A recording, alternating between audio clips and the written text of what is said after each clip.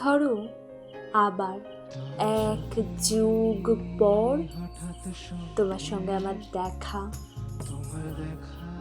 কি হতো বলতে পারো?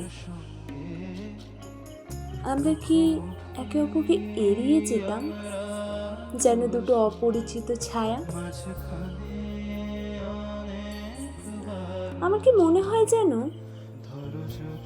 আমরা কেউই কাউকে এড়িয়ে যেতাম না, থমকে যেতাম আমরা।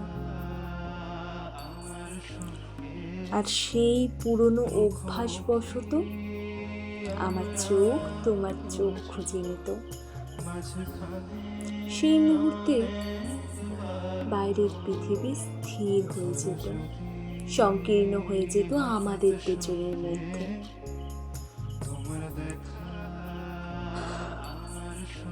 1 যুগ,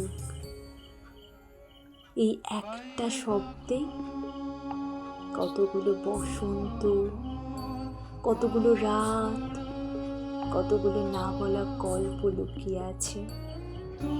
তুমি হয়তো জানতে চাইতে কেমন আছো, আমি হয়তো মিষ্টি হেসে উত্তর দিতাম ভালো। হয়তো তুমি দেখতে পেতে আমার হাসির রেখাগুলো এখনো তেমনই, সেই আগের মতোই আছে, কিন্তু সেই পুরনো খামখেয়ালিপনাটা আর নেই। তুমি হয়তো দেখতে পেতে আমার চোখে একটা নতুন গল্প জমেছে, যার প্রথম পাতাটা ছিল তোমায় নিয়ে লেখা।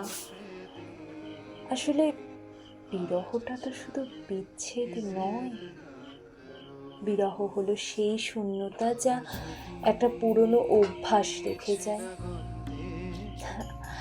আর এই শূন্যতার অনুভূতিটা যখন হানা দেয়, তখন বুঝি সময় পেরোলেও স্মৃতিটা রয়ে গেছে। আর যদি সত্যিই আমাদের কোনোদিনও দেখা হয়, তবে আমি হাসি মুখে জিজ্ঞাসা করব, কি ভুলে যেতে পেরেছ? কিংবা হঠাৎ দেখা হওয়ার পর আমরা প্রথমে কিছুটা অপ্রস্তুত হয়ে পড়ব, তারপর আবার দুজনেই একে অপরের পথে হেঁটে চলে যাব। কিন্তু ওই কিছু মুহূর্তের নীরবতা, সেটা আমাদের দুজনের মধ্যেকার সব থেকে সুন্দর অপ্রকাশিত কবিতা হয়ে থেকে যাবে।